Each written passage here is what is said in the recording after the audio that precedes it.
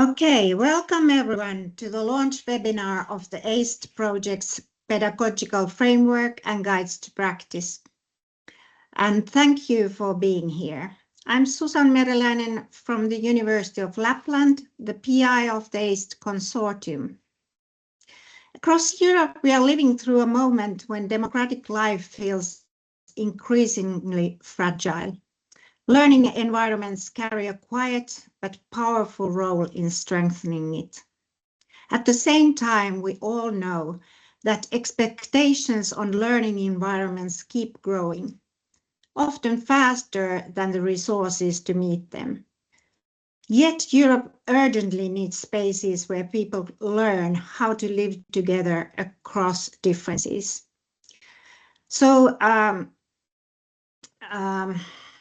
as we move to this slide that we have here, I invite you, wherever you are joining from, to think about what this looks like in the daily learning of daily life of learning. Learning environments not only are places to learn about democracy, they are places to experience how democracy feels. Through how everyone is listened to, through how differences are welcomed, through how power moves in relationships, through how people act together day by day.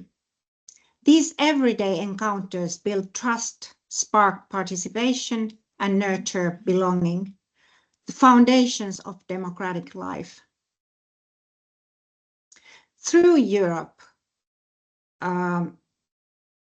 learning environments from schools to adult and organizational settings are expected to help people become active democratic citizens. And many educators and facilitators already work hard on shared voice, debate, and citizen teaching. But democracy is still mostly taught, not lived. Daily routines leave little space for re-listening, shared responsibility, or practicing how to work across differences. And when people don't get to practice these relational capacities, empathy, cooperation, handling disagreement, democracy becomes abstract and disconnected, and participation quickly drops. And the impact doesn't stay in one room or one group. When participation drops, the whole learning community feels it. Educators lose time and energy, learners disengage, and trust erodes, with real costs for communities and society as a whole. Much of democratic education still focuses on knowledge, debate, and cognitive skills. Important, yes, but not enough. AECED brings attention back to how people actually learn as whole persons through their bodies, senses, emotions, movement, imagination, and relationships. These dimensions shape how we interpret situations and how we relate to others, often long before we find the words for it. AECED helps learners and educators work with these dimensions intentionally. So democracy isn't only something we discuss, it becomes something we live, feel, and practice together. And this is not a theoretical idea. AECED has been developed and refined through 19 participatory action research cases across 6 European countries, working with educators and learners in all educational phases, from primary to adult education and organizational learning. Our research team brings together expertise in education, embodied learning, art-based pedagogy, and democracy. And it also includes experienced teachers and teacher educators. To support learning communities, AECED provides practical resources to support implementation.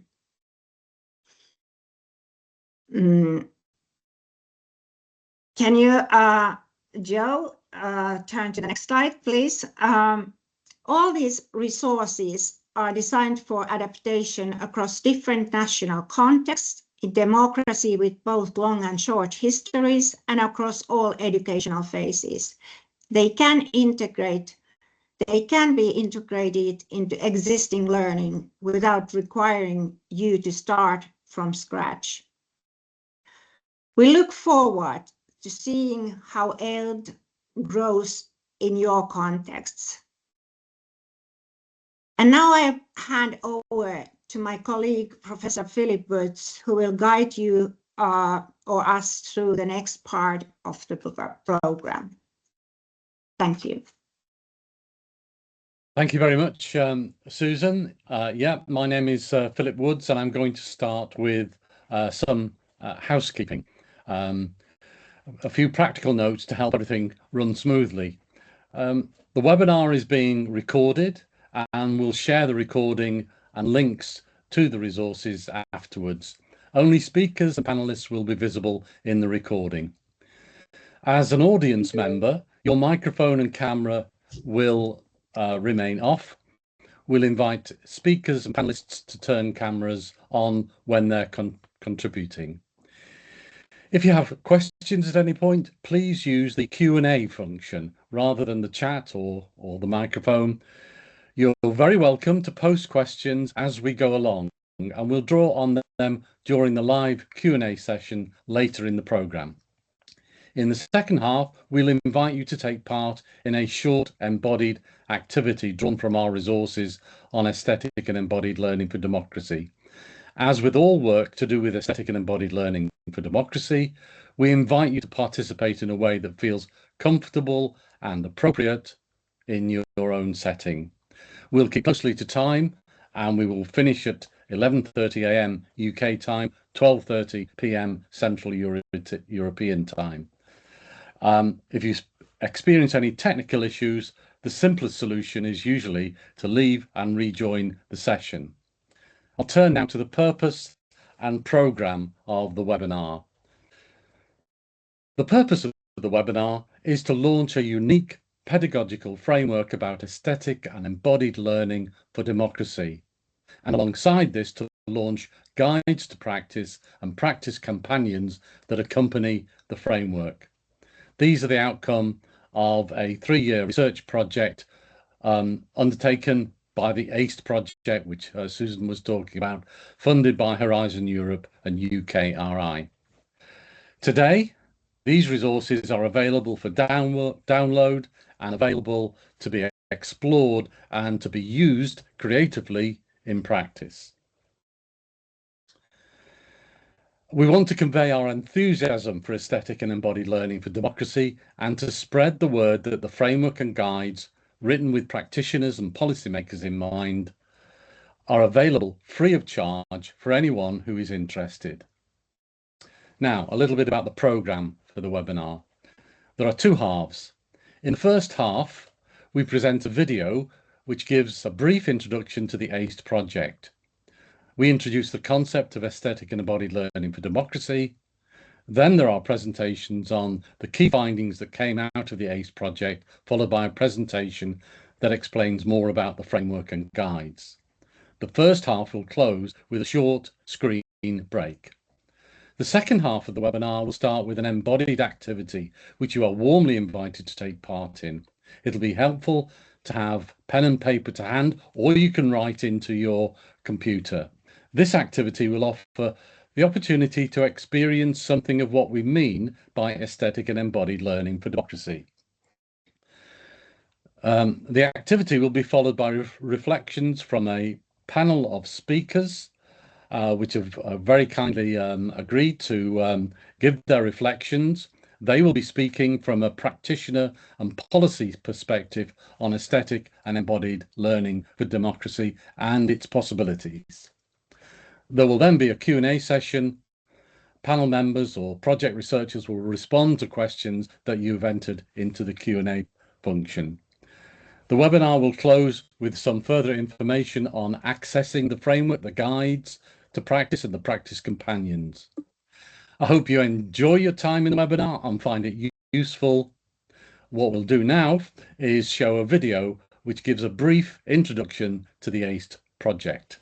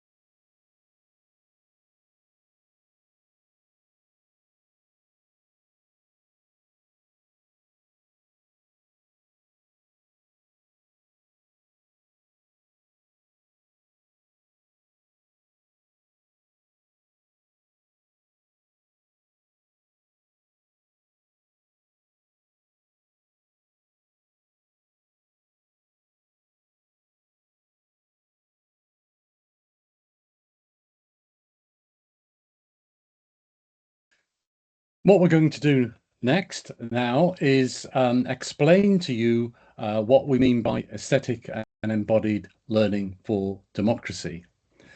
We'll explain briefly about aesthetic and embodied learning, what we mean by the aesthetic, what we mean by embodied, and then about aesthetic and embodied learning for democracy. Let's start with what we mean by the aesthetic, which my colleague Jo Barbara is going to talk about. Over to you, Jo. Thank you, Philip. So aesthetic refers to the array of senses that we experience. That is, images, sounds, feelings, and subtle bodily messages that reach us immediately, often before we can even put them into words. These senses help us understand the world and gain a feel for what is important and of value. Now, what do we mean by embodied? Aesthetic experiences always happen in and through the body. By embodiment, we mean the way in which mind and body are deeply interconnected.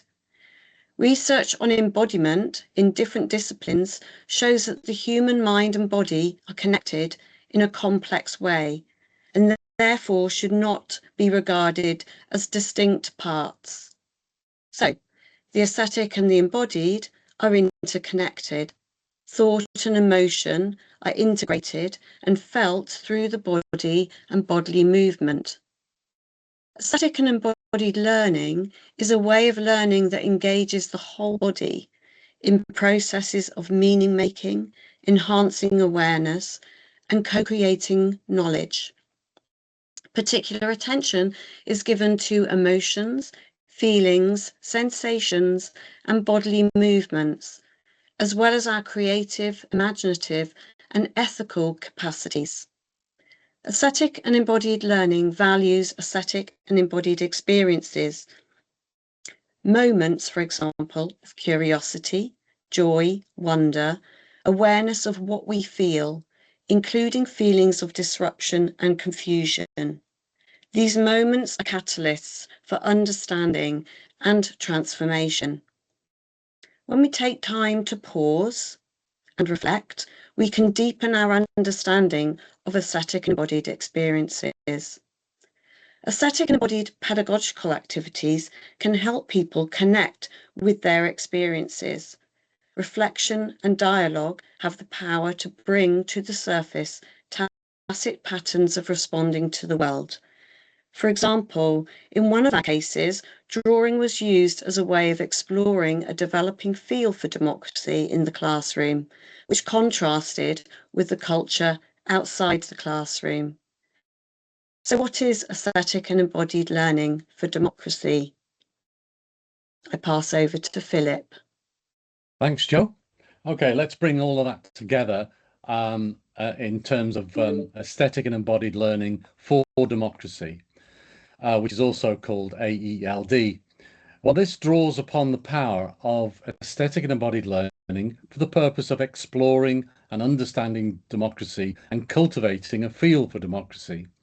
It places aesthetic and embodied experiences at the centre of education for democracy.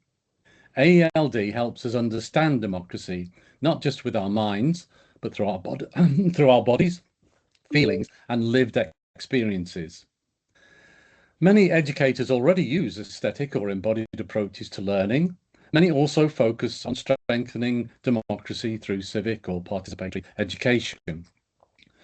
What's novel about AELD is that it brings these two approaches together. It connects aesthetic and embodied learning with the cultivation of democratic relationships, democratic values, and sensibilities.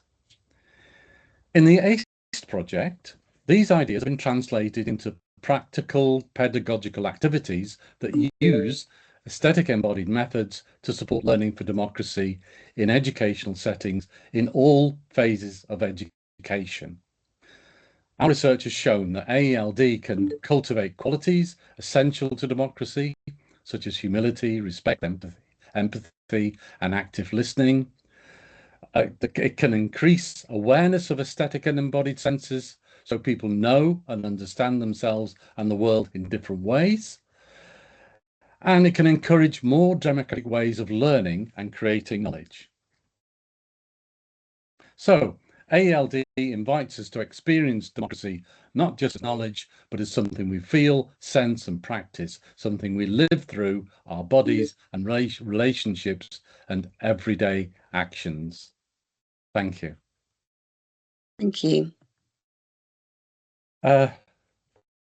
We now next the key findings of the ACE project are going to be presented by Cardlyn Kazgier. Over to you, Cardlyn.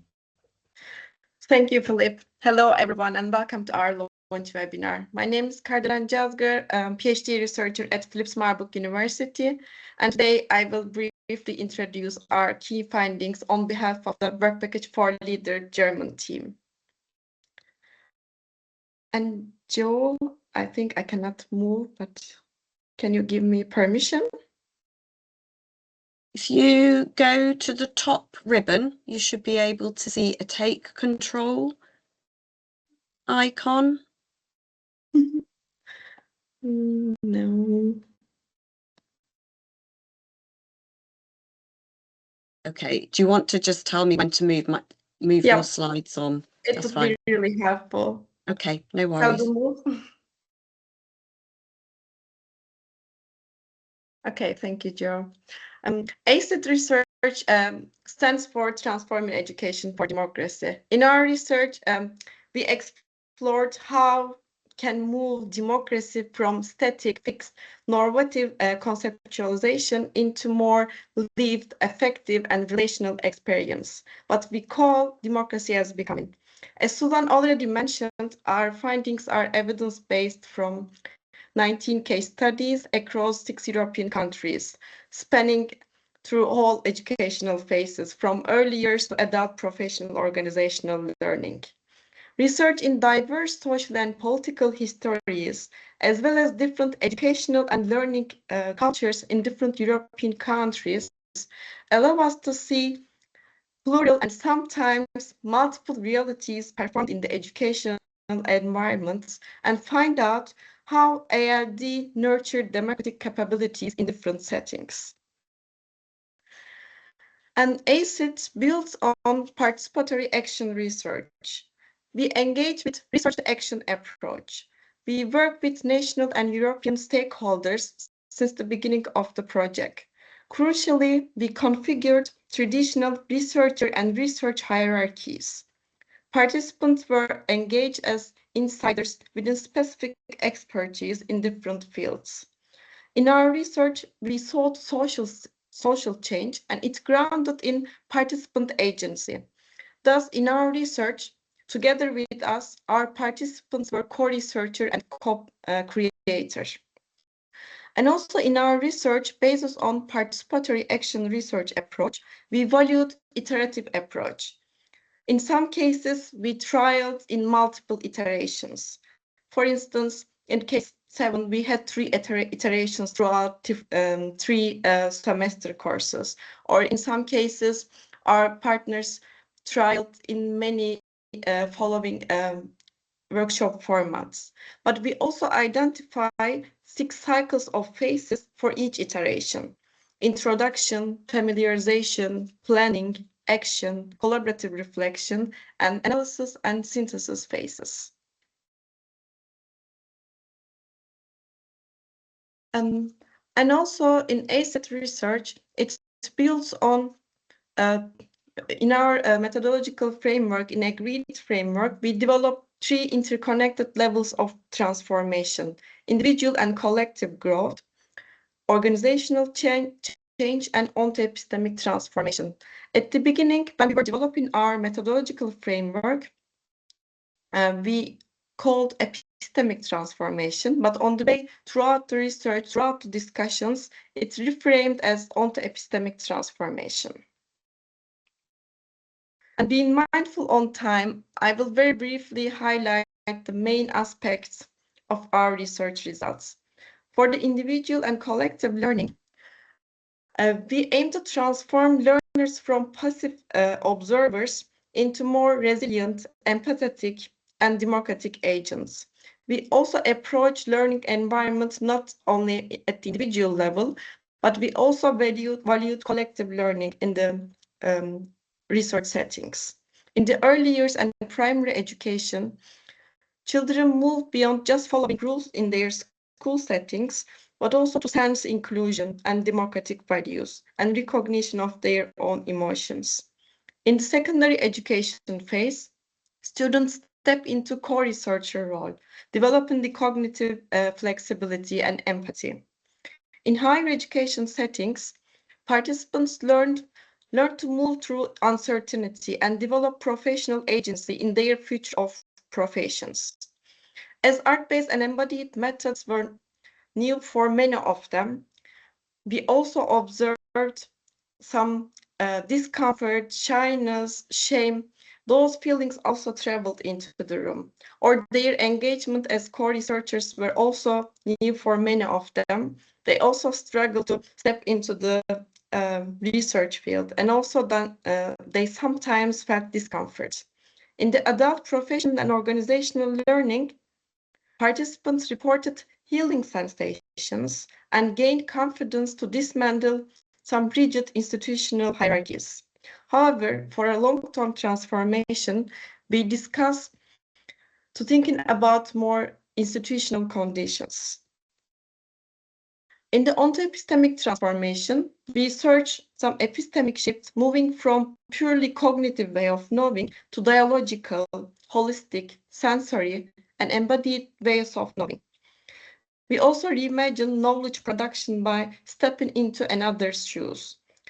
AECED challenged the cognitive, relational, competitive subjectification in modern schooling, move forward reimagining education through common good, through collective learning.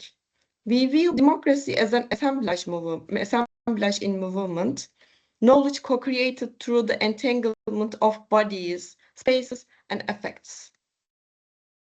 And finally, one of the most critical findings is, for democracy to take root, we must transform the very culture and habits of our institutions. It's not enough to change the curriculum. It's not enough to support and empower participants to their individual transformation, but we must change the learning environment.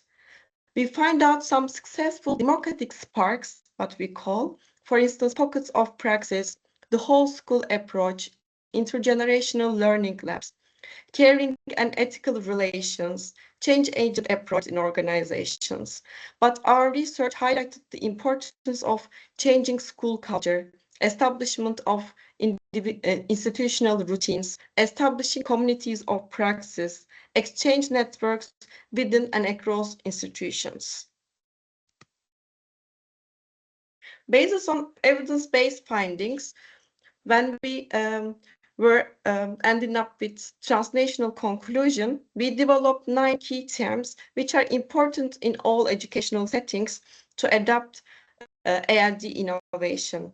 For instance, co-creation with participants and stakeholders, recognizing institutional barriers, moving beyond, having safer spaces, blended roles between facilitators, researchers, and participants, holding tensions, having a vision from liberatory pedagogy, disrupting linear time, some time confusions between institutional timing and praxis time, and engagement and curiosity with ALD methods.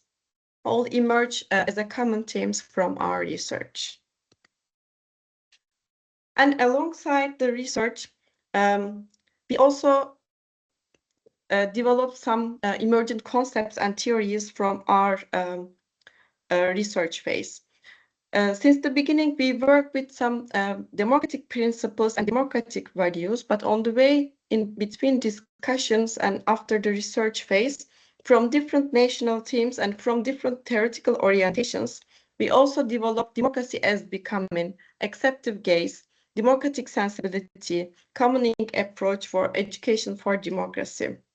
And in the meantime, since the beginning, our concept group team members also worked on AECED concepts to identify and develop those concepts.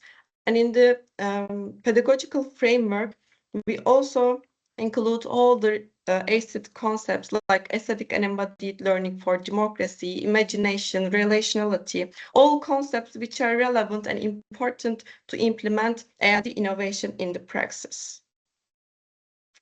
And overall, based on our research findings, we refined our prototype materials to ensure they're adaptable, they're context responsive, context sensible, and flexible. Alongside, we started to prepare our academic research, academic publications, and now we are preparing to develop 2 book projects, one targeted more practitioner audiences, and another book will be more academic audience targeted. Thank you for listening, and now I'm handed over to our lovely colleague, Claudia. Okay, thank you, Carolyn. And as you say, Claudia Neves is next, who's going to do a presentation on the framework and the guides. Over to you, Claudia. Hello, everybody. Good morning.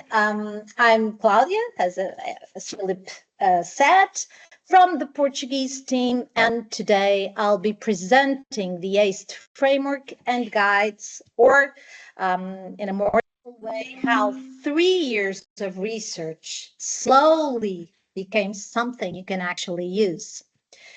And when we began this project in 2023, we wanted to explore education for democracy through aesthetic and embodied learning. But we didn't want to produce another set of resources that explain what democracy or how it can be taught. What is democracy and how it can be taught? That's better. There are many of those kinds of documents. So we wanted to explore something slightly more demanding. What does it mean to live democracy in educational spaces? Not as a concept, not as another part of a curriculum, but something experienced daily, relationally, bodily. And that question shaped everything that followed. But before I start explaining anything, I want you to see where AECED project started, because democracy is often explained through definitions, policies, frameworks, and of course, PowerPoints like this. I'm sorry, but democracy begins somewhere else. It begins with experience. So I invite you to see this short video.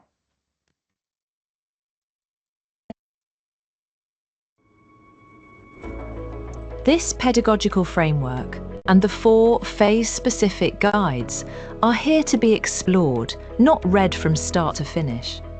There is no right order and no single way in. The framework offers a shared orientation. It helps you connect with the key ideas and values behind aesthetic and embodied learning for democracy, and invites reflection on your own educational practice. The phase-specific guides take this foundation into different learning contexts, from early years to adult and professional education, showing how the same principles can take shape in different ways. You can begin wherever feels most relevant, with the guide that speaks to your context, or with the framework if you want a broader view.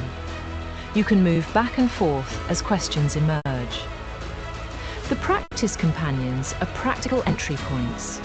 They invite you to try things out, reflect together, adapt ideas to your setting, and notice how democratic learning unfolds in practice. These resources are designed to be selected, combined, and revisited over time. Your exploration might start with a single question, a small activity, or a moment of curiosity.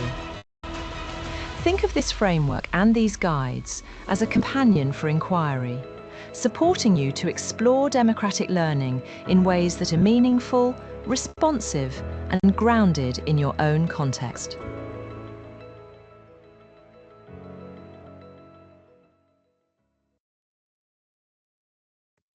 What you've just seen explains how these resources can be used. Explore, enter anywhere, move back and forth, start small. What I would like to do now is step slightly behind that. Why were they designed this way? What problem in education for democracy were we responding to? So, over the past 3 years, the AECED project explored how democracy can be lived, not just taught, across different educational phases and countries. And in these contexts, we observed something remarkably consistent.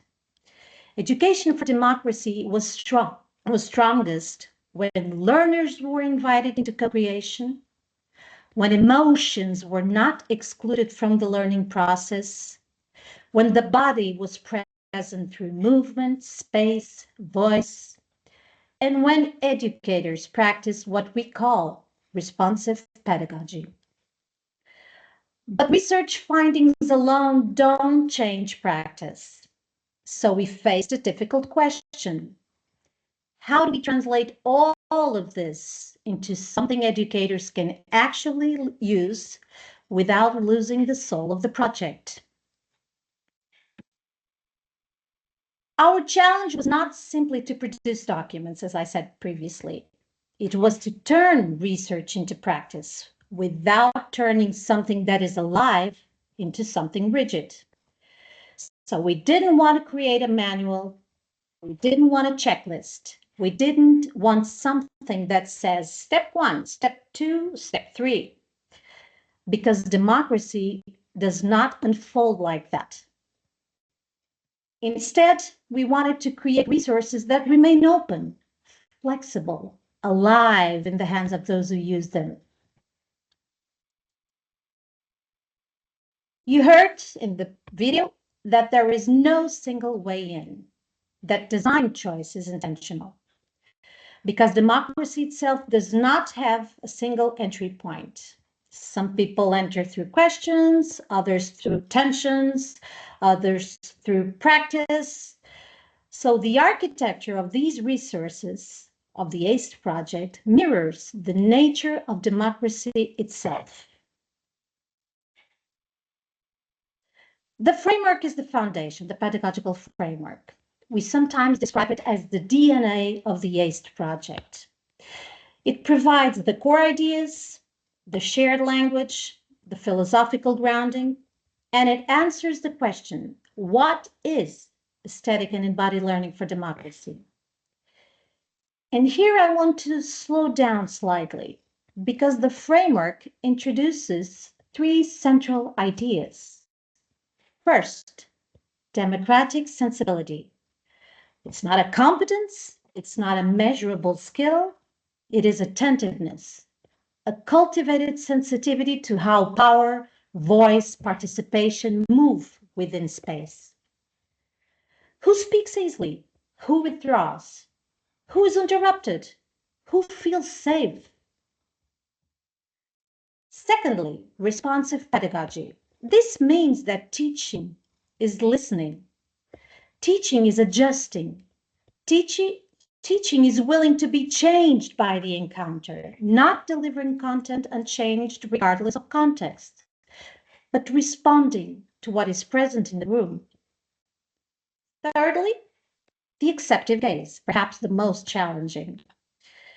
It asks us to see learners not as a problem to fix, but as a presence to meet, not as a disruption, but as participants in a shared democratic space.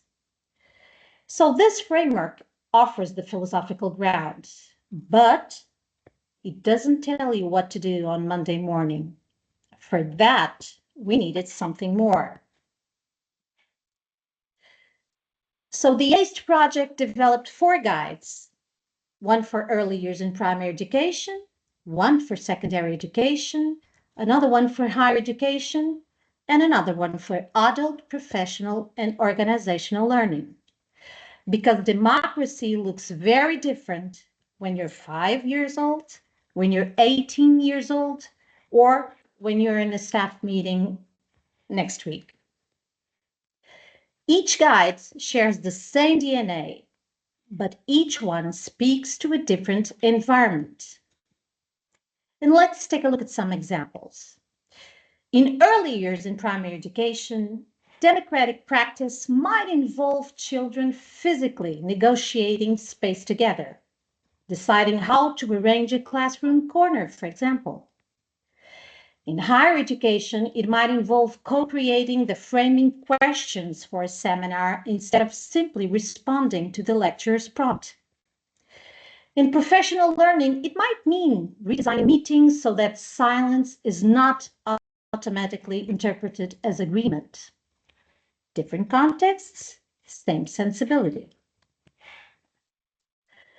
So the guides are not instructions, they are provocations. They create structured invitations, invitations to notice, invitations to redesign small relational moments, invitations to questions and habits that feel neutral but are not. Each guide is supported by a practice companion, and these practice companions are where theory becomes slightly uncomfortable, and that's not to scare you. Because the practice companion asks, what happens if you actually try this? What shifts if you pause before responding? What shifts if you redistribute speaking time? And what shifts if you design for shared authorship? So, very simply, the framework gives the big picture, the guides translate that picture into different educational contexts, and the practice companions provide tools you can use immediately, from understanding to experimenting to living in democracy. And that is the journey these resources support. But it's important to say, these resources were not built at our desks. They were developed in classrooms, workshops, organizations with real people. And they were tested, changed, tested again, sometimes messy, but always, always alive. There were moments when activities didn't even work, but when silence felt uncomfortable, when resistance appeared. But instead of removing those tensions, we studied them, we analyzed them. Because democracy is not smooth, it is negotiated. And because democracy is not learned only here, it is also learned here and here. If we think about our own lives, when did we learn democracy most deeply? Was it through a definition or through the experience of being heard? Through disagreement that didn't lead to exclusion? Through participation that felt real? These resources in the AECED project matter because they support that kind of learning for democracy. So I would like to leave you with a small invitation. When this webinar ends, don't start with the whole framework. Start small. Open any guide. Find one idea that makes you pause and sit with it. Ask yourself, what would happen if I try this? If you change just one relational practice in your context, what might shift? Because democracy often begins with small experiments.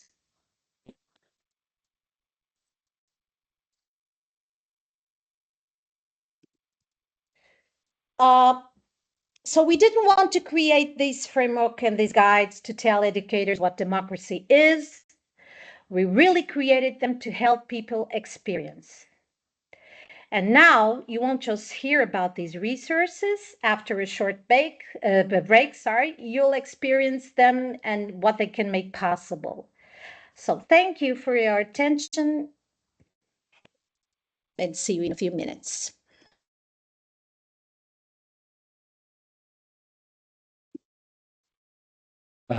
Thank you, Claudia. That was excellent, and there's a lot that I'm sure that participants in the webinar will be reflecting on now. I want to again thank Cardlin for the exploration and examination of the key findings from the project. What I'd like to remind everybody, all participants, do reflect on any questions that you would like to raise, and at any time you can put questions into the Q&A function. So please do that.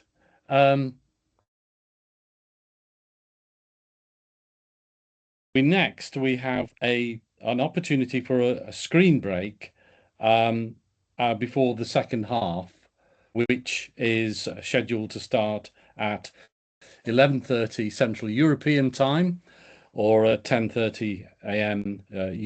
UK time.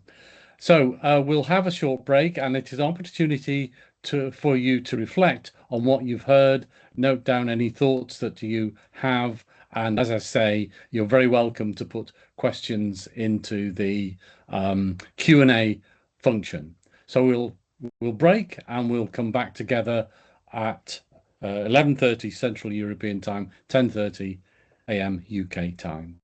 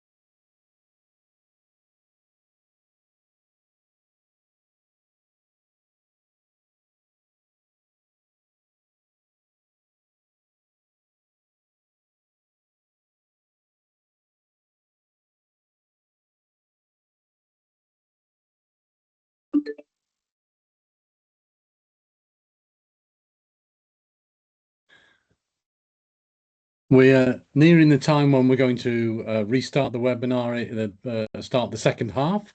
We thought anybody who's watching might like to see the video again. So we hope you enjoyed that. There's just a couple of minutes to go. We're just making sure that everyone is here before we restart.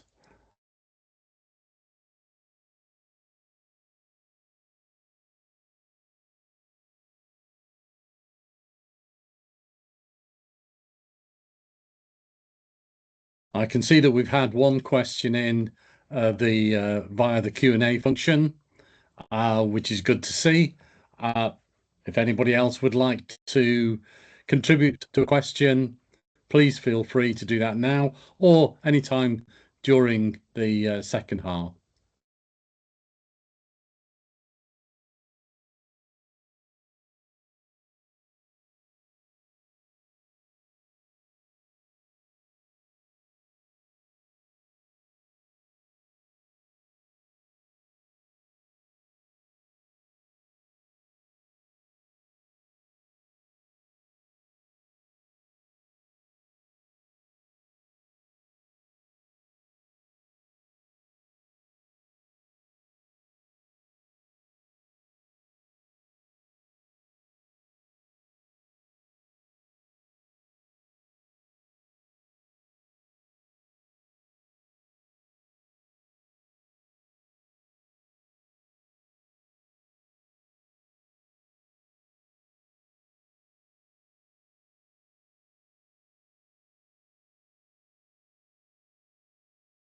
Okay, we're going to restart, and so Pauliina Jeskalainen, who is a member of the Finland research team, which is part of AECED. So I'm going to hand over to Pauliina to take us through this embodied activity. Over to you, Pauliina.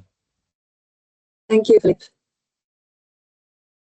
Hello, everybody. My name is Pauliina Jeskalainen, and as Philip said, I'm from University of Lapland, where I work as a researcher in this project. And our special focus at the University of Lapland was in this project, the embodied accepted gaze as an intervention for democratic relating. And now I will invite you to try out what this concept means as embodied practice. First of all, whatever you notice, experience, feel, or sense during this activity, please try to aim accepted gaze towards all that you notice. It means that you try to suspend instant interpretations and judgments of what you notice. Instead, try just to notice what is happening in you. Remember that there is no right or wrong way to encounter your body or this exercise. No thought, emotions, sensations can be wrong here. And now, if it's okay for you, you can close your eyes for a moment. You can also open your eyes at any time during the activity if you wish. I invite you now to notice your feet and how they feel against the floor. Let them spread and rest against it. Feel your body as a whole. Feel its boundaries, surfaces, and contact areas with other materials, like your chair. Notice how your breathing moves you at the moment. You don't need to change anything. Just notice what parts of your breath moves. Notice if you have any excess tensions in your body and try to, if you can relax a bit.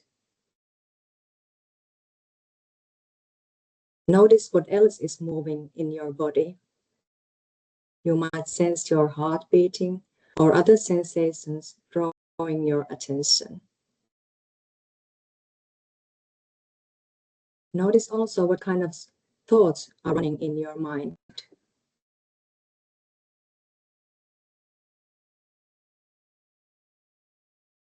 Notice if there are any kinds of emotions evoked.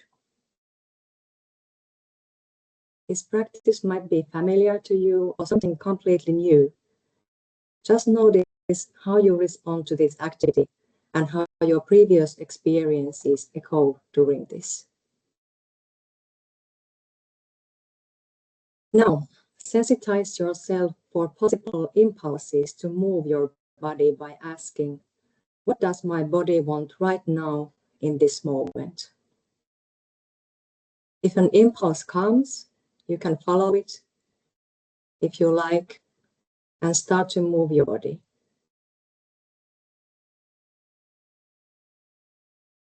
The movement can be small or big or anything in between, or you can just stay still and observe your inner movements of thoughts, emotions, and sensations.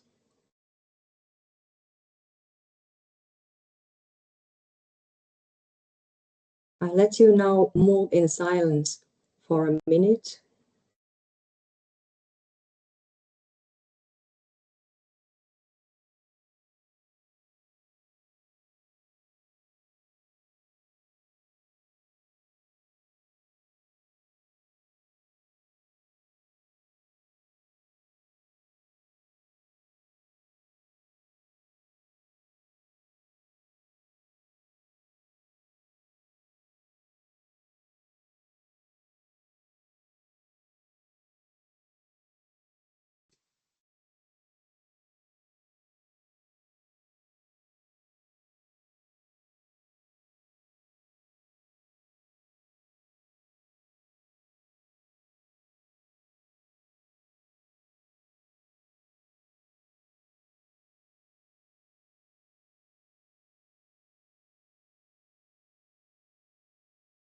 Okay, and now you can start to find an ending to the movement and slowly open your eyes. And the second task is that I invite you now to write 3 sentences. The first one starts with, I noticed that I thought during the exercise. And you can continue the sentence. The first one was then, I noticed that I thought during the exercise. The second one starts similarly, I noticed that I felt during this exercise. And the third one is, I noticed that I sensed during this exercise. So noticing what you thought, felt, and sensed. And just write what comes first into your mind, just 1 sentence for each of these. And if you don't find anything that you felt or sensed, that's okay too. I give you short time to write these sentences.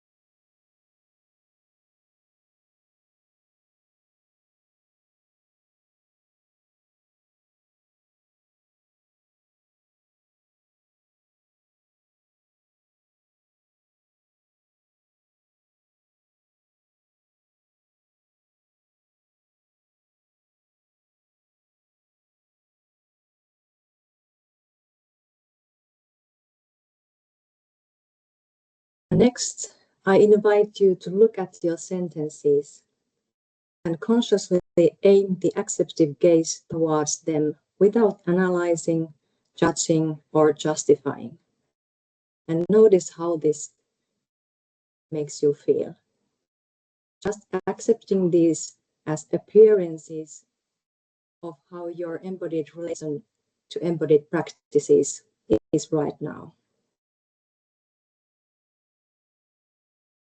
If we had time to share and discuss our findings, we would notice how differently each of us experienced this short activity due to our personal histories and current situational factors that move us today. But why do I claim that this is an embodied activity towards democratic relating? To answer that, I would invite you to close again your eyes just for a moment and listen.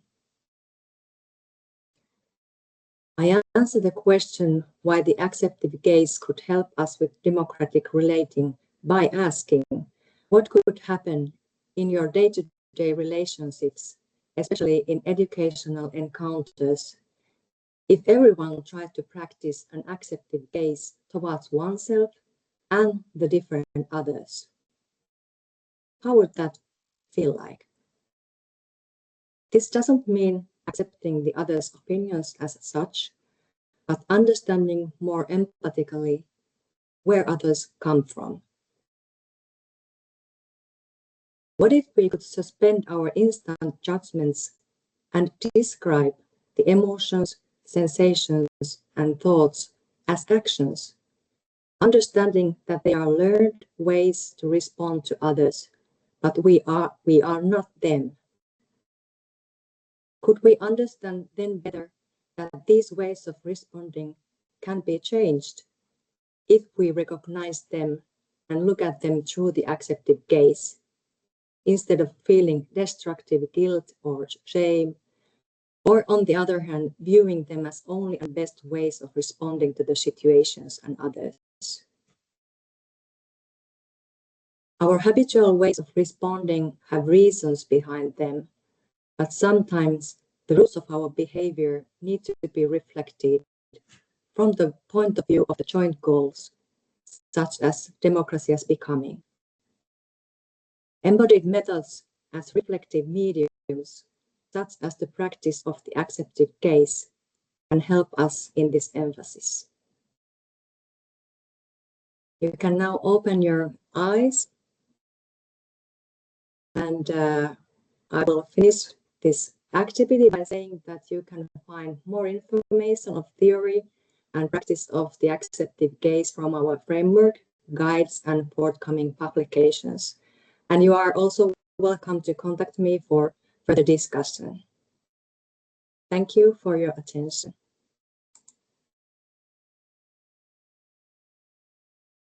Thank you very much, Paulina, for taking us through that exercise. Very important for us to get a feel for what aesthetic and embodied learning for democracy might involve, the kind of activity. So thank you. We're now going to turn to our panel and invite some reflections from the panel. And the panel is being chaired by Monica Pazur, one of our researchers who leads the Croatian team in the AECED project. So, Monica, I'm going to invite you to introduce and chair the panel reflections, for which we've got 20 minutes, and then there'll be the question and answer session. But first of all, the panel reflections. Over to you, Monica. Thank you, Philip. Thank you very much. Hello, everyone. I'm very happy that I'm able to chair and facilitate this panel with 5 our educators, practitioners, artists, visionaries, and to hear how they interact with framework and guides, and how do they see that those things that we have developed can live further on in their realities, professional but also personal. I will just like to remember all of us that each presenter has 5 minutes time, and I will try to keep up with that. And when you are passing 5 minutes, I will gently tell you so to go towards the conclusion. And also, I would like to invite everybody to think about some questions that they might have either for panelists or for some of us and enter the questions in chat or in the Q&A, so we can have some embodied discussion later on how we all feel about what has been happening today here and within our project. We are going to start with Ana Magasic. I think it's very good that I am from Croatia, saying for because it's hard sometimes to say sh and ch, but I'm good in that since it's my language. Ana is a participant from one of Croatian cases, and she works as a teacher in the private gymnasium and vocational school, and she also works as a part of the teaching staff at Faculty for Teacher Education. Ana, here's your 5 minutes. Thank you, Monica. Hello, everyone. I hope you see the presentation. Do you? Okay. I will tell you something about how democracy-related themes are included in Croatian educational system. So at first, we don't have, there's no one in course where we could teach for democracy. There is no standalone subject, rather, but democracy is taught through cross-curricular themes of civic education. That means that topics such as democracy, human rights, participation, and social responsibility are integrated into different subject and school activities, and the purpose of which is to train and empower students to actively and effectively perform their civic roles.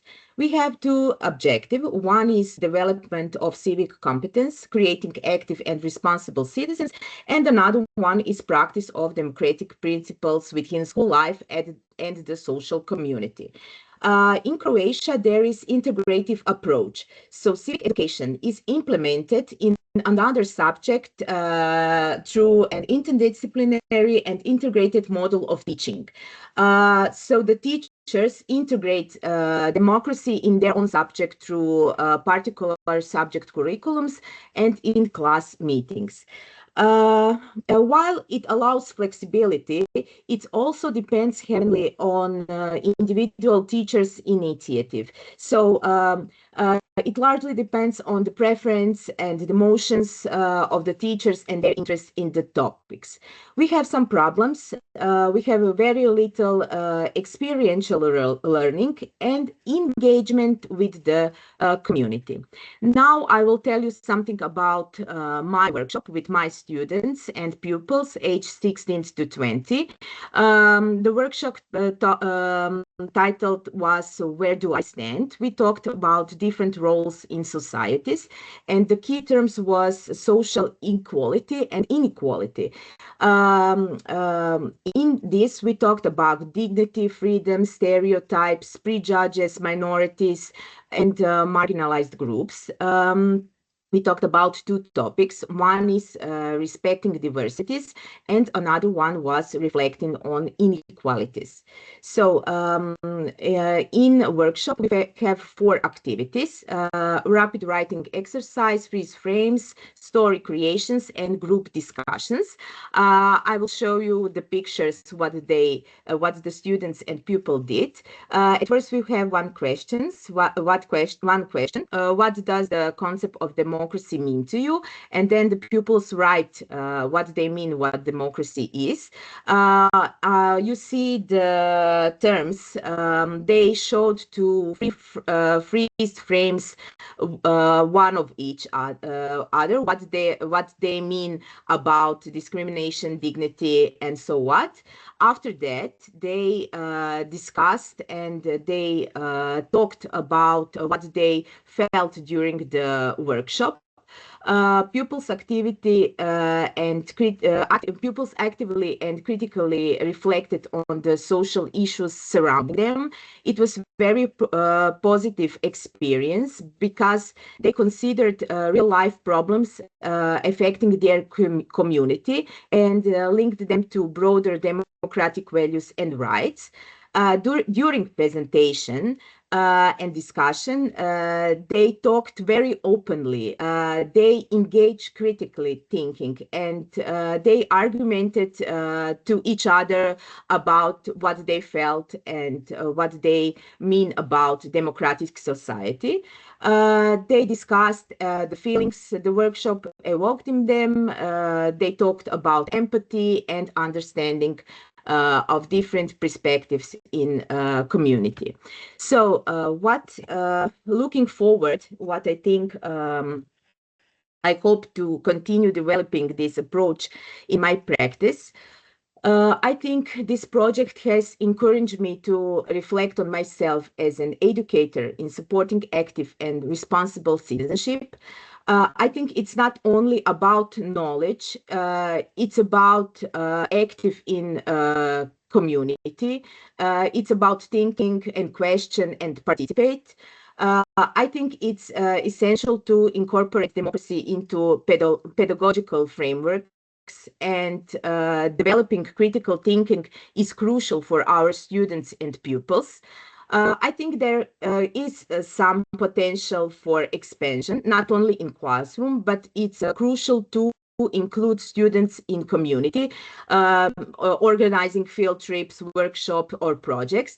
For example, in my school, we have Intergenerating Solidarity Day. We have some charity activities, and that's very positive for our students and pupils. I think it's important to share experience with colleagues and promote interest in the topics. There are some challenges, and there are time limits, curriculum demands, and they can make it difficult to implement these approaches consistently. But to conclude, I consider the project to be very important, and I will continue to use the framework guidance in my work and teaching. And I believe that even small intentional steps can make a meaningful difference. I hope you enjoyed. Thank you very much. Thank you, Anna, very much for your example and also giving us this overview of the context. Very important for us was to be able to implement framework and guides in different contexts, national, schools, and so on. We might come back to you in the questions area. And now we are forwarding to Elina Hentonen. Elina, she works in facilitating, counseling, and training dialogue skills for different kinds of groups and communities. Elina, please share us your experience in 5 minutes. Thank you. Thank you, Monica, and thank you for inviting me to be part of this event. So my name is Elina, and I come from Finland. And as said, I work as an entrepreneur and researcher and facilitator. And I work with different kinds of adult groups and communities, training dialogue skills, training new dialogue facilitators, facilitating discussions with difficult topics, etc. And as you can imagine, I was very excited when I was invited to take part in the Finnish AECED project as a stakeholder role, which meant in practice that we organized a workshop together. And of course, I've also studied the new materials and done some experiments of my own with them. And I thought that I might share 3 personal reflections on what I've learned from the aesthetic and embodied perspective for my own work.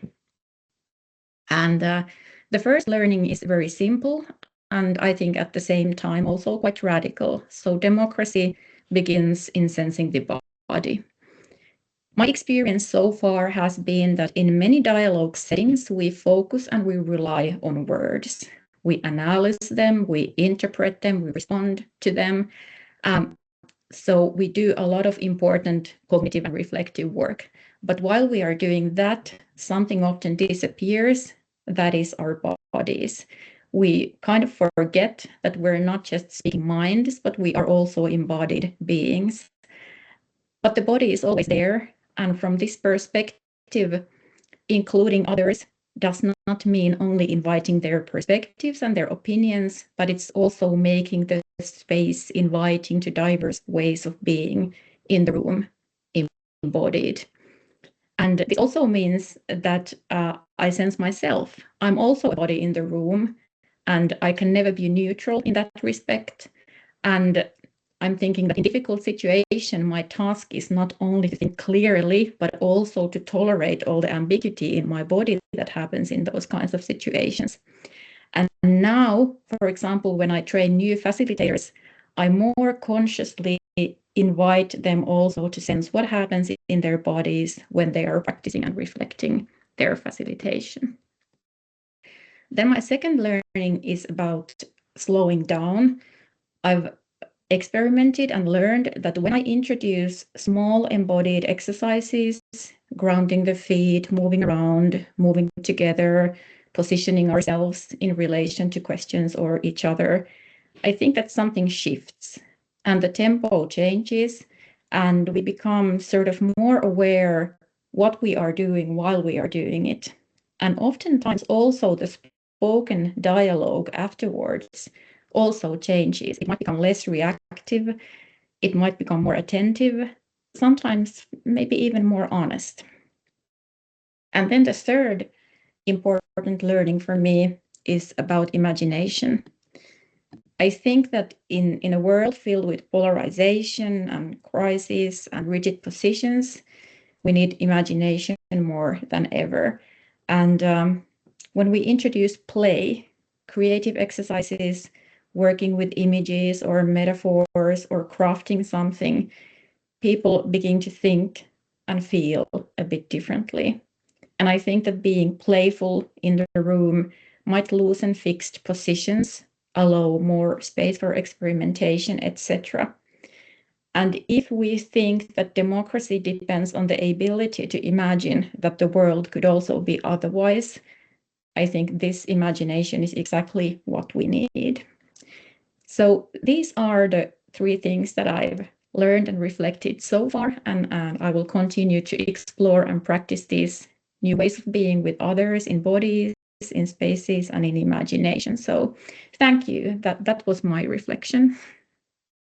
Thank you, Elina, very much for this personal reflection of your experiences. I think that it's very much in line with the AECED project because many us that were researchers in this project have actually started to very much reflect ourselves and how we understand some main concepts. And I think it's very close to us that this project and working with embodied and aesthetic methods is being prepared to change and grow yourself. And that was very nice to hearing from you. Thank you. We might also come back to you. And I will ask Oksana Petasko to share her thoughts. Oksana is a principal of Daugavpils, the best I can, State Gymnasium. Please, Oksana, say the correct name yourself. And she will a little bit talk about her experience in this project. Oksana, here's your 5 minutes. Oh, it's Petashko. I had the wrong way here. Please go. So hello, everyone. So do you see the presentation? Yes, we do. But we are waiting for your slides, as I understand. Yeah, I'm moving forward. Yes, here we are.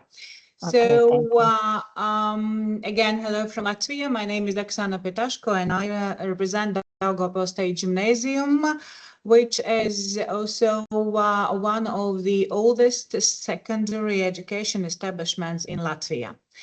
So, and in my presentation, I will focus on 3 questions. So why we joined the AECED project, what we did within the project, and what key conclusions have been drawn.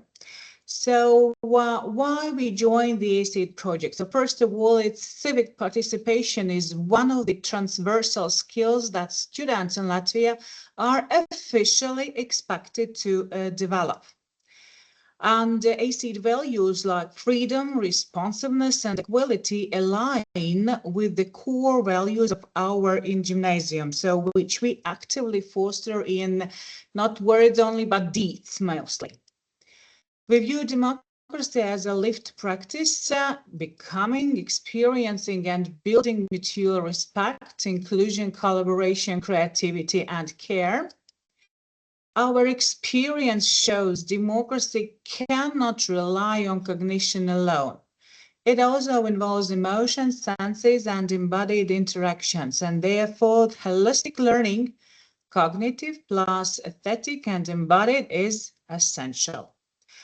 And finally, as a state gymnasium, which has the criteria, a methodological work, we wanted to learn and pilot aesthetic and embodied methods, which were new to us at the start of the project.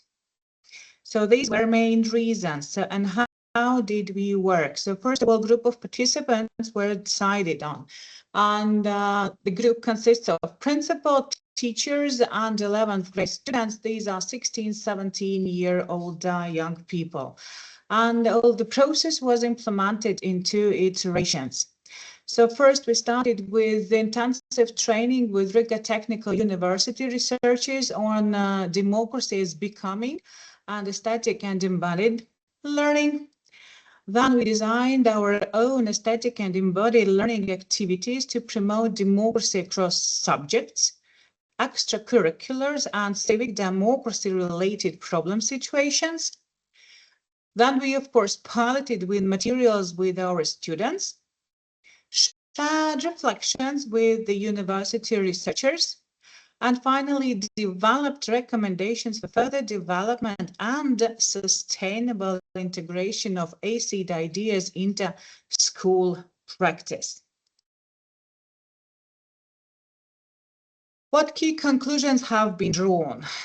So first, several things have been has to be taken into consideration. So first, ensure a physically, emotionally, and psychologically safe school environment. Then integrate aesthetic and embodied learning across subjects, extracurriculars, and community projects. It's crucial to develop self-awareness and self-acceptance. Then we foster respect and acceptance of others. We have to allow flexible scheduling, and it's possible to have longer lessons to avoid haste. Thinking of dedicating 1 day each semester to democracy and interdisciplinary learning using aesthetic and embodied methods. And continue collaboration with Riga Technical University researchers and disseminate AECED practices to other Latvian schools, since the findings are very valuable. Thank you for your attention. Oksana, thank you very much. I really much enjoyed your example, especially the connection with the research practice theory, but also having participants from different levels, students and principals and teachers. I'm very happy to hear from that, because many times in the project, in our cases, we highlighted the importance of leaders understanding the importance of working with ILD. I invite again people to maybe write some questions or comments in our chat or the Q&A for any of our panelists or any other. And now we are moving to our fourth panelist, Professor Penny Hay. Penny is an artist, researcher, and educator at Bath Spa University. Please, Penny, if you can further introduce yourself and you can show us your thoughts on our project and its deliverables. Thank you. Thank you so much for that kind introduction. Yes, my name is Penny Hay. I am Professor of Imagination at Bath Spa University in the UK. Thank you so much for inviting me to reflect on the importance of aesthetic embodied learning for democracy. I followed the project from the beginning as a friend and colleague of Joe Barber, and I'm very interested in the philosophical underpinnings of this work. As Eleanor said, we need imagination more than ever, imagining the world otherwise. That's often a phrase I will use, inspired by David Graeber's work. So what captures my imagination about aesthetic and embodied learning for democracy is the way it helps us to see the classroom differently, as a living ecology of gestures, choices, invitations, responses, This perspective draws attention to the often unnoticed actions that invite or constrain participation and expression. Within this frame, small moments, a pause, a gesture of welcome, a shared question, these become openings for democratic possibility within existing structures. Democracy is conceived then as a continual process of becoming. I love the attention to that.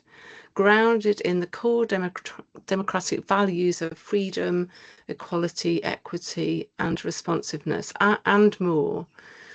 So in this context, aesthetic and embodied learning conceptualizes democracy as lived, relational. We've heard this today. It's inherently embodied. It is sustained through the aesthetic sensibilities of attentiveness, care, and mutuality.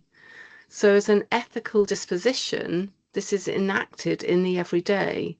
It directs attention to participation as it unfolds in real time. And democracy is enacted through the relational interactions that constitute daily educational experience through co-creation. So this approach illuminates how children and young people's expressions are recognized and responded to, and how these subtle cumulative responses shape their lived experience of democracy. So it calls for a refined mode of listening, attuned to the emergence of agency in moment-to-moment interaction. So we are companions in children and young people's learning. These expansive modes of expression are then central to this aesthetic and communicative landscape. These include embodied, visual, sensory, reflective forms of meaning making. So expression is not limited to the verb, it's articulated through movement, material encounter, imaginative freedom, and curiosity. Honouring these modalities broadens the possibilities for participation and supports more learners to contribute meaningfully and authentically. This framing also repositions time, space, and attention as critical pedagogical concepts. It values slowness, uncertainty, and ambiguity as generative conditions in which meaning emerges relationally rather than being predetermined. That's key. These reflective, responsive, and creative pedagogies then create environments where questions can unfold in a communal space in educational contexts that often prioritise speed or certainty or measurable outcomes. This new perspective offers an essential counterbalance. Creative learning environments function as pedagogical agents in their own right, shaping possibilities for attention, connection, and imagination. And designed with intention, these environments open up new relational pathways and deepen democratic potential.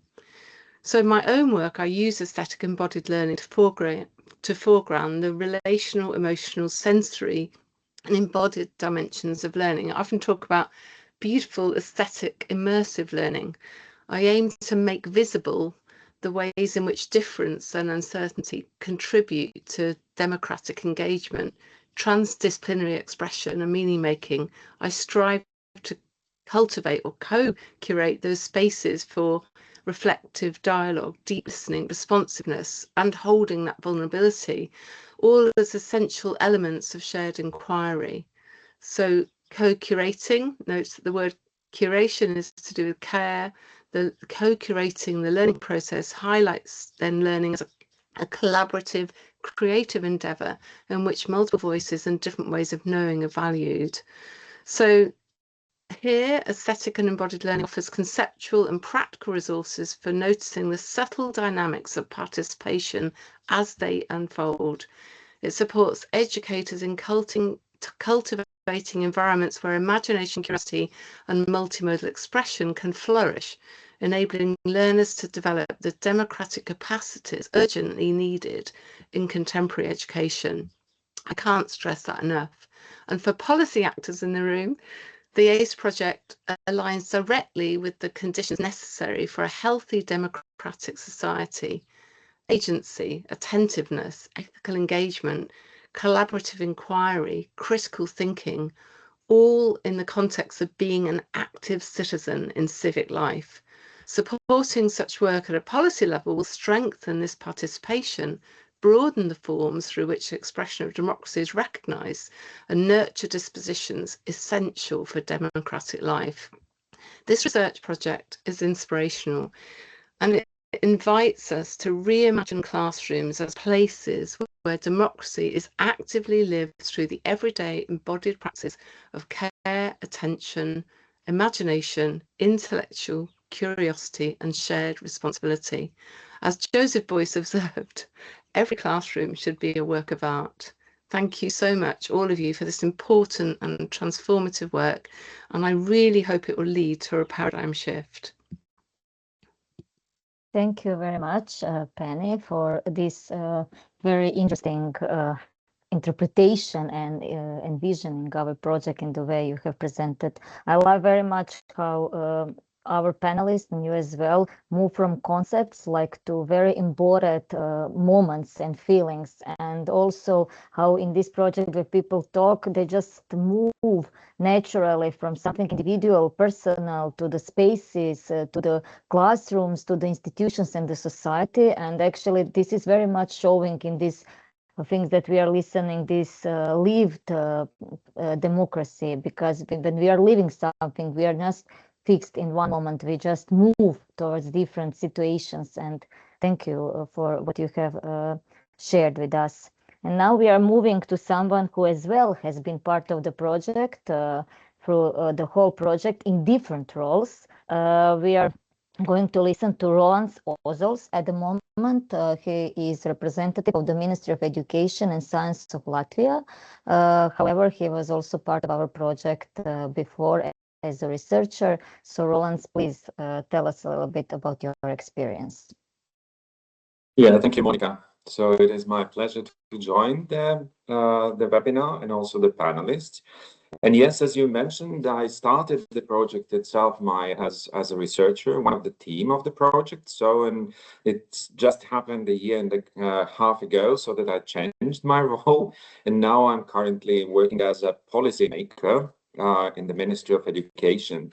So being quite aware of the project development from its start to the point where we can see now. So first of all, I wish to congratulate the team for the work done. So this is the first thing that I still wish to say from my perspective.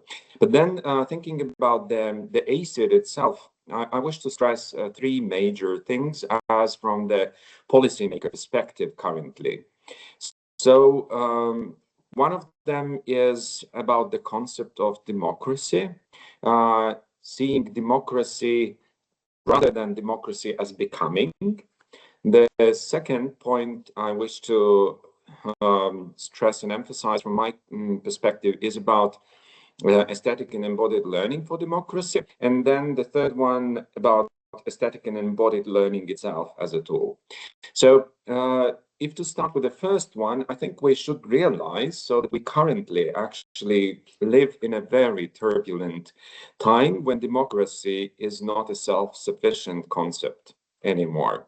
Unfortunately, the past few years have brought us the situation where we actually need to find new ways how to develop the idea of democracy and to widespread the idea of democracy as very substantial to our societies. And I think the idea of democracy as becoming is very needed currently. That comes from the AECED. I mean, the idea of democracy that can be lived through feelings, through bodily experiences, not only through the cognitive ways of doing things. So I think it is very important nowadays, especially thinking about the younger generations, because we can't see anymore education itself as we used to smile within and during the project. Education is not about walking heads. So we normally tend to emphasize mostly only the idea of cognitive learning, and I think it is not sufficient, and it is not sufficient also for the concept of democracy. And AECED actually provides a new vision itself, so how we can look at the democracy. And actually, we cannot wish to have democracy in our societies if we don't have it from the viewpoint of democracy as becoming. Learning about democracy is not enough. So you need to experience that. You need yourself to see that this evolves and that you feel comfortable with that. So that it is a part of our lives. And if we cannot succeed into that, we are then under huge threat currently, I believe myself. So the second idea that I wish to stress is about the concept of aesthetic and embodied learning for democracy itself. I think this is the key solution currently for civic participation. So, and how to increase civic participation in general in the society. Sometimes I feel as a person who works with the education policy issues, so that actually society sometimes is a bit of overwhelmed with lots of practical ideas, and we lose the idea of importance of civic participation itself. And then if we look through the AECED lenses, through the AECED eyes, we should always remember so that you can't foster civic participation, again, just by using words and talking about it. Well, first of all, you learn civic participation using the holistic approach of learning. This means a cognitive way of learning, effective way of learning, and also psychomotor way of learning.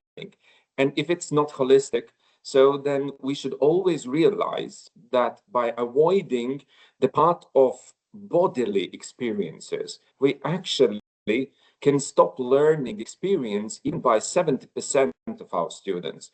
So they might simply not be ready to learn about things that they experience together with us. And I think this is crucial for us to understand that learning has holistic experiences. And if we avoid that, we should be aware so that learning is not going to take place as it is used to take place in the previous years. And for younger generations, holistic learning is crucially important in that sense. The second idea, so that I love about AECED, or Aesthetic and Embodied Learning for Democracy, this is about transformative dialogue. I saw a few questions here in the chat box already about very strict positioning from, for example, from Ofsted side, which is an inspection in the UK. I used to work myself for the inspection in Latvia. And one of the key issues I wish to say, yes, we might experience one or another way of inspections, but nobody from inspection can change the transformative dialogue or the way how we speak during the lessons. As student and student-teacher relationships. And AECED has its specific part of transformative dialogue, how to transform the way how we communicate within the classroom. And it is a part of democracy. So if we cannot change that, and nobody restricts us from using that approach. So it's not about curriculum itself, it's more about transversal and soft skills rather than that can be used in any kind of lesson or in any kind of subject. So then we should always remember that power sharing is the same, which is one of the key principles that is underpinned by AECED. So we always need to find the ways how we can share responsibility and power that as teachers we are given. So it is not about us who are the most important, but the students are most important. And they should experience equity, they should experience responsibility side, and every value that AECED speaks about. And finally, I think relational well-being is crucial. We all need to feel well in this process, and AECED provides tools for that kind of thinking, and it is crucial for democracy and the concept of democracy as becoming. And last, which I wish to stress is about aesthetic and embodied learning as a tool itself. Because I think we need to look for the different ways to improve learning or the depth of learning in general. And aesthetic and embodied learning is a tool to provide such. And through that, we always can actually help to develop schools as learning organizations and as the change agents. So for our society, just to come to the point where we will be able to say, yes, democracy is natural within the education.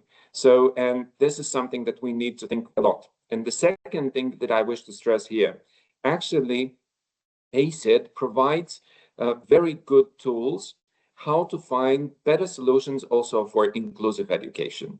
And I think this is crucial for us, how to accept diverse needs of the learners and how to put them in the center in that sense.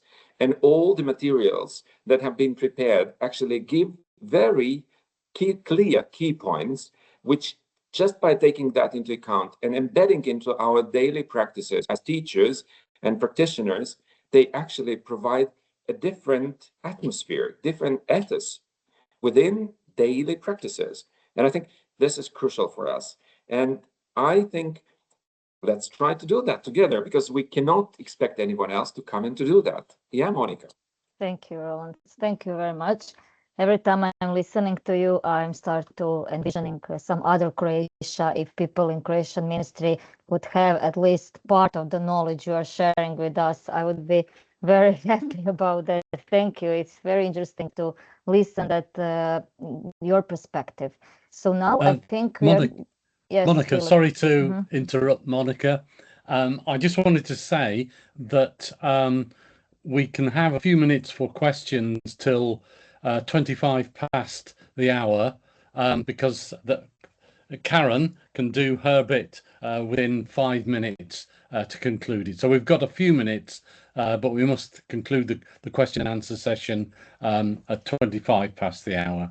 Yes, I just wanted to say that maybe Philippa could, since she had time to go through the questions, propose which question would be most interesting to answer to. I see that some questions are already answered. So which question should we maybe choose to finish somehow this panel discussion?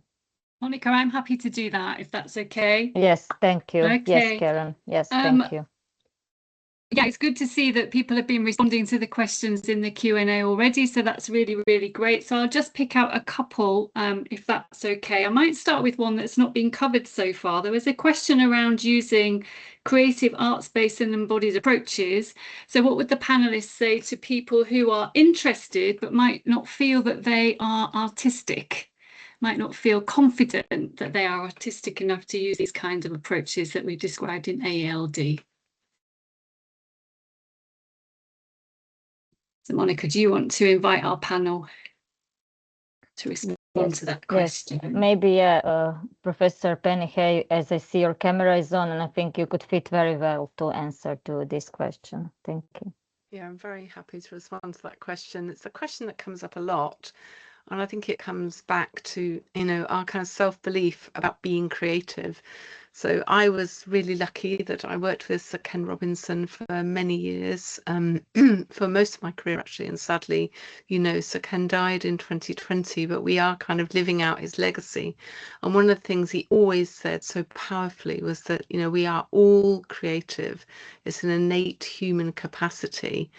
And we are all artists, but some people choose to make art their professional life.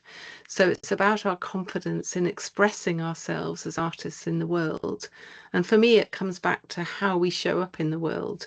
So, you know, how we are being, thinking, relating, collaborating, acting, playing, imagining, and those kind of creative capacities that, yes, of course, the arts shine a light on, but they're in everything that we do. So that would be my short answer. And another would be, we could maybe co-design a course around that, but I think the principles at the heart of the ACE project are really helpful here. The pedagogical framework, the guidance, all of the different phase level documents and videos, they're really useful in engaging that, you know, let's start from where we are. Thank you, Penny. Karen, should we move then to you, to the final part? What do you think? No, I think we've probably got time for one more. Should we pick up Karene's question about how do we make ACE ideas sustainable? Are any of the panelists happy to respond to that question? Yeah. I think Roland somehow had it already in his answer. Maybe he wants to highlight something more regarding the sustainability and how we see for future steps in developing ACE, what AECED has developed.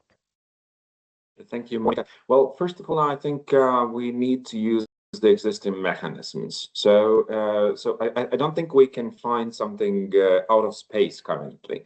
First of all, I think we always have in our curriculums the issue of democracy, and we can speak about democracy in different and diverse ways. I mean, we still have the same issue about political side of democracy, but still we can enrich that by using very practical activities that are based on the AECED approach. This is the easiest part, probably, if we look. It requires probably from the side of teachers' readiness, and from our side and also from the university's side, also provide a kind of professional training of the teachers and materials, and using all the available resources that are on the AECED website. So this would be one part of things. So the second thing, I think we should look at the points about school level cooperation, which might be using the existing models like Erasmus Plus projects, where schools enter and start piloting actually the ways and through different ways that AECED provides ideas for. So, and I believe this might be a crucial part for sustainability, because we need to find a set of active teachers, active schools, committed schools to that idea. So building the network of the beginners who are ready to look like we already had in the trailblazing part of the project. We had schools we were working with. And I think if they feel that this might be their way also, we might go into the phase 2 using the Erasmus Plus options that can be used. And then, of course, all the universities that were the part of the project. So they never should probably forget about their result, and they simply can incorporate in their programs, study programs for teachers, the part of AECED. And I mean, even though these are not only the pedagogical side, so we should look also for more ways how to use AECED. For example, myself, I've been working partly with the students for the master degree who come at the Riga Technical University to work for the leadership issues. And I believe, and I've used that for several times, working with them as one of the tools to develop their leadership. And that works perfectly well. So let's use, first of all the available sources. And then, of course, we can simply look for more ways how to make it more sustainable. That would be the first initial answer, probably, Monica, to that. Thank you, Roland, very much. I see Philip's face. I believe we should answer this question and answers. I'm very sorry for that, because we love very much discussing about everything we have seen, and I would thank you very much, all our panelists. I think it was very interesting hearing all these perspectives. So Karen, to you, as I understand. Yeah, you read my bodily movement very well, Monica. Yeah, so it's over to Karen now, who will explain more about accessing the framework and guides. Thanks, Karen. Thank you very much. I'll just call on Joe to share this final slide for me, if that's okay. Yes, it's just thinking about it, Karen. That's all right. Sorry.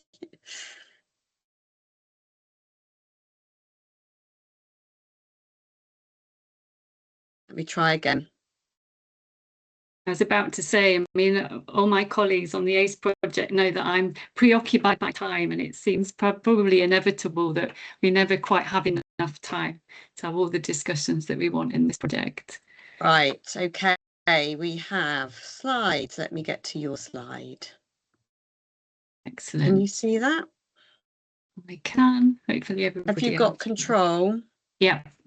Lovely. Okay, so thank you, everyone. It's down to me to bring this session to a close. So Claudia introduced the framework and guides in the first half of the webinar, well, the framework guides and practice companion that have been developed during the project. And on this final slide, you can see how you can access them. So each of the images of the resources has a link that will take you directly to those resources, so you can click on those. You can also access them by going to the website, and you can see the address there. It's AECED.org. And when you land on the website, there should be a tab at the top that's called Putting ALD into Action. And that's another way into accessing our resources. So do take a look. We invite you to explore these resources, to experiment with them, to adapt them for your own contexts. And we'd really love to hear how you got on, what you did, what worked, what didn't, and what you might do again. So there are ways for you to keep involved, to keep in touch, keep us updated. So some of you, when you registered, you're invited to indicate whether you wanted to stay in touch, whether you'd be interested in using the framework and guides in your setting, or if you'd be willing to talk to others about the benefits and the impact of the resources that we've created. So thank you if you've shared your wish to do that and to continue the conversation. And if the webinar today has inspired you to engage further, please do get in touch. And you can see again that there's contact details on the slide. You can email us at the AECED email address, that's aeced@hearts.ac.uk. And we'd also like to receive your feedback on this webinar. So the QR code that you can see on screen should take you directly to the feedback form. Shouldn't take you very long to fill in. So we'd really appreciate your time if you're able to do that. Your comments will be invaluable for us. And we'll also send out the feedback form via email if we have your contact details from registration. So yeah, please do keep in touch with us. Another way that you can keep in touch is via our social media channels. So we've got different social media channels in addition to the website and the